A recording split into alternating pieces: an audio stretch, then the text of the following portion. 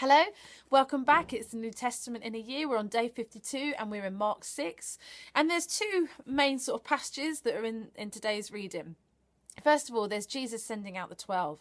And one thing I love about this is that explicit reminder that it wasn't just that Jesus came to show us what the kingdom looked like and to demonstrate that to us and to put it in, get the word out there and demonstrate all of that.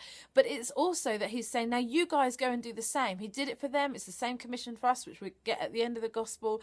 And so he's not just come as a one-off. I mean, yes, of course, completely Jesus was a one-off. He was and is God. But he's also saying, now you guys, you can do it too. Everything that I've done, go and do it. Preach it, demonstrate it, do it. Same for us.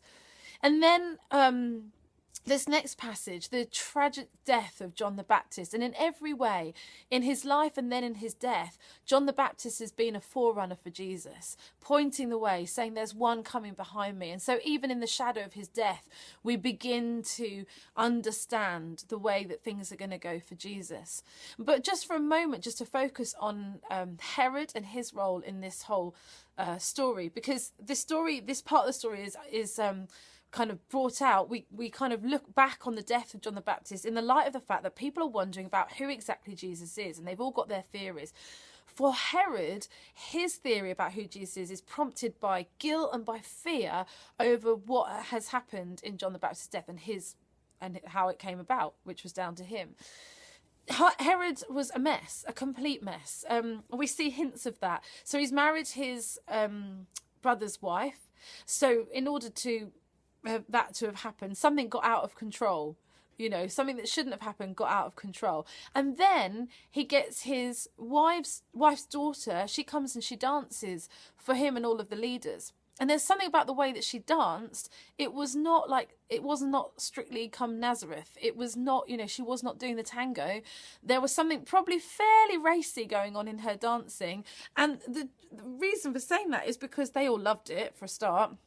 And then, to the extent that they were moved by it was that Herod says, right, that's it. You can have whatever you want, up to half my kingdom. And as I say, people don't have that kind of reaction from watching a ballroom dance.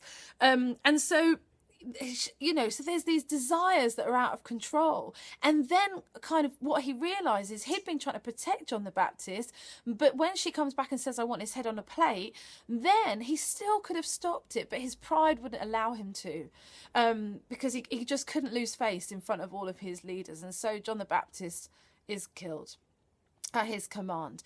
And so then when he hears about Jesus, the guilt and the fear that he's been left with since having him killed prompts him to just assume that Jesus must be John the Baptist come back from the dead.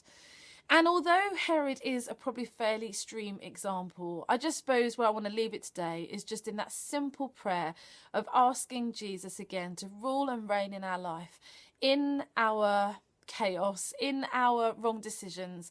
Come, Jesus, forgive us. Forgive us where there's wrong desires in our life. Forgive us where there's pride, and break into our guilt.